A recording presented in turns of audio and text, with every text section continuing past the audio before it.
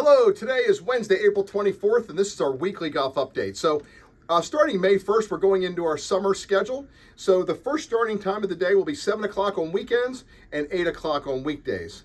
We have two of our major events which are coming to close as far as the registration. I've extended the registration till this coming Friday for our Twilight Series. That's going to be every Wednesday in May, 5:30 shotgun, two-person team, and you're going to play each team in your flight one time. If you're a single looking to play, please let us know. Or if you're looking to be a substitute, meaning you can't play in every one of the events, please let us know as well. We're always looking for substitutes.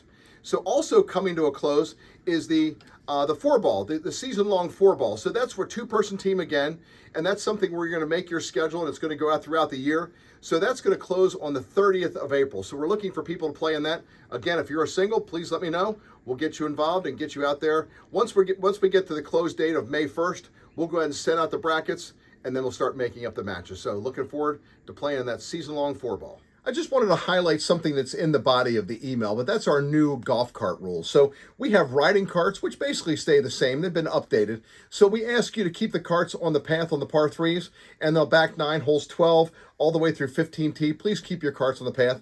But one thing, when you're approaching the green, even if there is no cart path, please find the cart path and get on that as soon as you can. That'll take you to the next tee. One thing we see a lot is where people pull the carts off the path right next to the green, and that just creates a thin spot and a wear spot. Please keep your carts on the path where they do exist. The new push carts. So we have quite a few new push carts, and we have a lot of them that are motorized, so that have electric batteries. So those make it a little bit heavier and they create more wear. So please do your best to keep those away from greens. They should not be ridden on tees, and at least 6 feet away from greens and bunkers. So you'll see those rules, and please do your best to try to make this or keep the golf course in the great condition it's in by helping us keep your carts and your push carts in the proper spot. So thank you so much for paying special attention.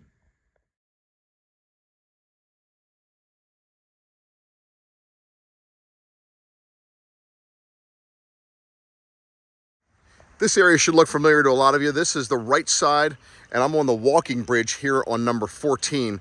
So although we've had a myriad of changes to the golf course as far as physically, this is a change in the way that we mark the golf course. So you can see this red line, which used to continue straight up the hill here, now continues the cut line where you see the kind of heavy grass into lighter grass, and you'll see some red stakes, and that goes all the way along this until you get to the second stream, or where the stream comes back in the second time.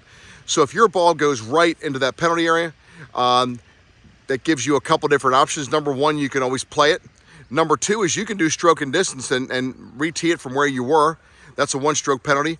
Or you take the point where your ball last crossed, and you would go ahead and do a 1-stroke penalty there, 2 club lengths, no near the hole.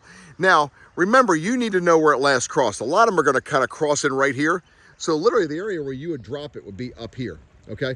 It's only if your ball crosses the land, which is where I'm standing here, and then would go up into here, would you be able to drop the ball up here, okay? So it would have to be a pretty hard slice. Most of them will take off initially just off the tee and go right, or there'll be a slice that'll kind of come in right here. A lot of them will just never even cross land, so your only option is to re-tee them. If you have any questions, please let me know. I'll do my best to kind of guide you along. Here I am in the back left portion of number 18 green, and boy, does this look neat. Just a great bunker.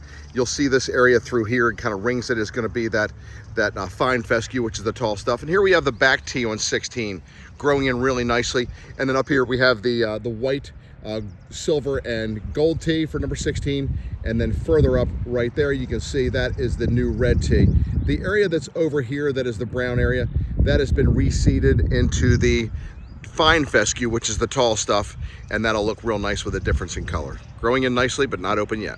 Here I'm on 16, one of the neatest changes on the golf course for this renovation project.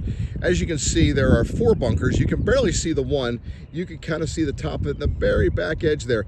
That shows you there is a bunker that is the entire back side of the green. The cart path used to go on the right-hand side and then go behind the green and meet up with 17. Now the cart path starts on the left-hand side right here, goes in between the new black tee and the white tee, and then goes up towards 17. So we have now 4 bunkers on this hole, and one of them is the entire back edge. So if you're going to hit it over the green down the hill there, you're going to have to fly it back there. It isn't going to bounce on a cart path.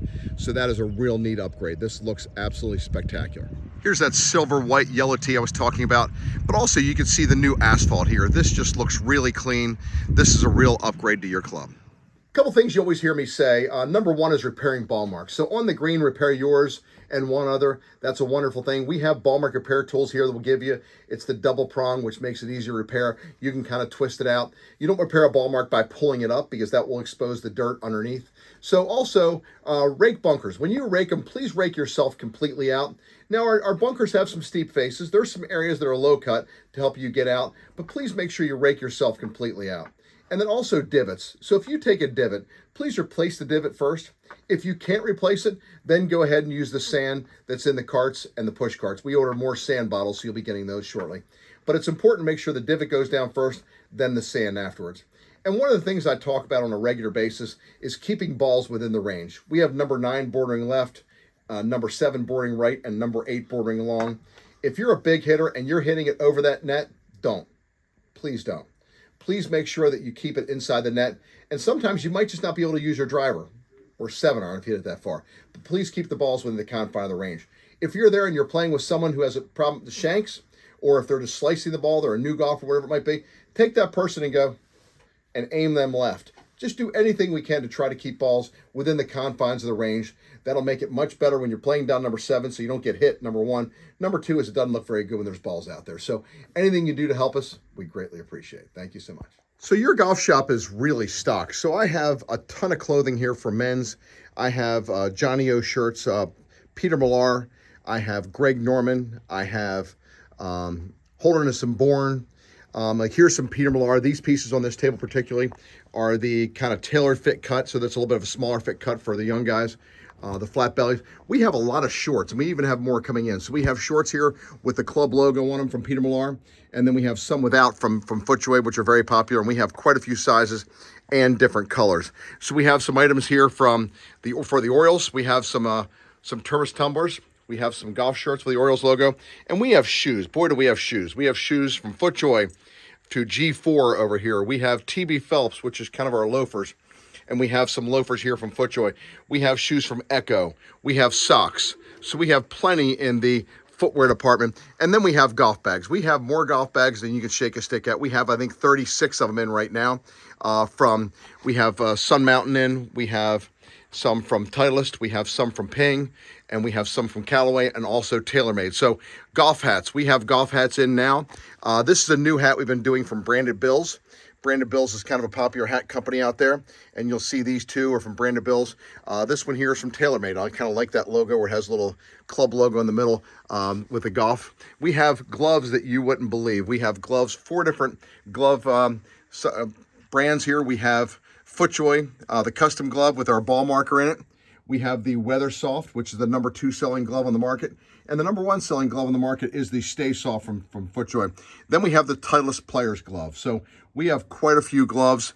Golf balls like you wouldn't believe. This is a custom logo, custom packaging Pro V1 golf ball from Titleist. We have head covers from Links and Kings. We have all kinds of things. We have these little Switch Fix here, which are ball mark repair tools. We have cigars with our logo on them. And we have quite a bit of Bushnell. So we have the Wingman, which is our speaker, the Mini Wingman. We have the Pro XE, the Tour V6, the Tour V6 Shift, and more golf balls. So as you can see over here, we have plenty of t-shirts with the Country Club Maryland logo on them. So when you're working out, if you want to show your club pride, also have some towels. This is one of the neat things that just been started. So we have this little refrigerator here, and here you can get some yogurts. You can get a turkey club wrap. You can get hard-boiled eggs, and these have these deli cups with chicken salad and tuna salad. And then we have the fruit salad. So this is a great snack in between 9 holes. Just come on in, grab it, tell us what you're getting, and also have the Coke machine as usual with beer. So again, more bags. We have some Tervis tumblers. We have some things from Swig. So Swig, we have these cute little golf motif there and this little pink item. We have some candles here from Milk Reclamation Barn. We have some shirts here from Greg Norman, and we have some clothing from, this one's Byron Nelson, these kind of flowery pieces, a little bit of a pullover, some hoodies. We have some stuff coming in from FootJoy. Here's a little bit of a racerback from FootJoy and some more clothing, some kind of pullovers. And boy, do we have golf clubs. We have golf clubs to sell. We do a lot of custom fitting here, as you can tell. You'll see the golf bags there still. We have a lot of, pretty much the full line of Scotty Cameron putters, as well as the full line of Odyssey putters and TaylorMade. We have, again, more head covers, more Tervis tumblers. We have these here. Those are by Tempercraft. So we do custom fitting for 5 different brands as far as irons. We have the Mizuno card here, Callaway, Ping, Titleist, and TaylorMade. So every day is a fitting day here at Country Club Maryland. I'm going to start doing some Friday night fits. I'll send out some information on that, and feel free to schedule an appointment with me anytime if you can't make it on Friday nights.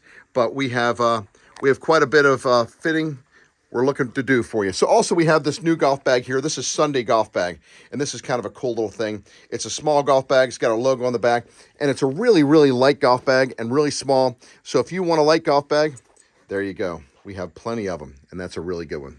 Here's the Sunday golf bag. Don't forget, we also do wedge fitting. We have plenty of wedges here, pretty much every loft, bounce, and grind combination from Titleist Vokey SM10.